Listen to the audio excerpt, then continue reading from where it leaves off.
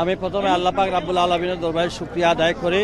আমার জনতা গোয়েনঘাট কোম্পানিগঞ্জবাসী আমাকে বিপুল ভোটে নির্বাচিত করায় পুরস্কার হিসাবে আমার দলের চেয়ারম্যান গণপ্রজাতন্ত্রী বাংলাদেশ সরকারের মাননীয় প্রধানমন্ত্রী আমাকে যে সম্মানিত করে, এটা আমার সিলেটবাসীর সম্মানিত এবং আমার নির্বাচনী এলাকার জনগণের রায়ের প্রতি শ্রদ্ধা নিয়ে।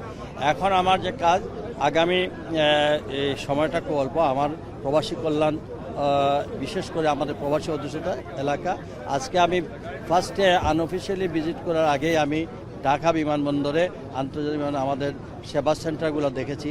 সেটা আমার সিলেটে নাই, যেখানে প্রবাসী অধ্যুষিত এলাকা আমার এখানে থাকার কথা ছিল।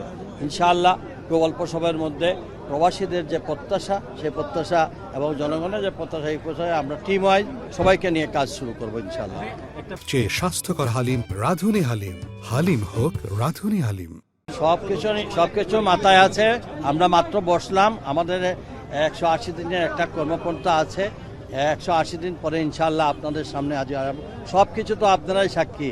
এখানকার সমস্ত বিষয় নিয়ে আমরা দীর্ঘদিন ধরে যে সকল বিষয়ে আমি রাস্তাঘাট, বিমান, এরপরে বিভিন্ন বিষয়ে যে আমাদের প্রবলেম আছে সেগুলো সলভের জন্য আমরা আগামী 2-4 দিনের মধ্যে আমরা সকল এমপি মন্ত্রী সবাই আমরা বসে আমরা এলাকার জন্য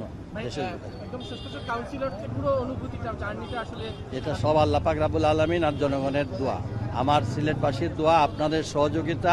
আপনারা মিডিয়ায় বিভিন্নভাবে আমাকে এই পর্যন্ত নিয়ে আসেন, মানুষের কাছে দোরগোড়ায় পৌঁছে দিচ্ছেন। আমি আশা করব আগামী দিনগুলো আপনারা এই এলাকার উন্নয়নের জন্য, দেশের উন্নয়নের জন্য আপনারা সবাই আমার সঙ্গে কাজ করবেন। ধন্যবাদ।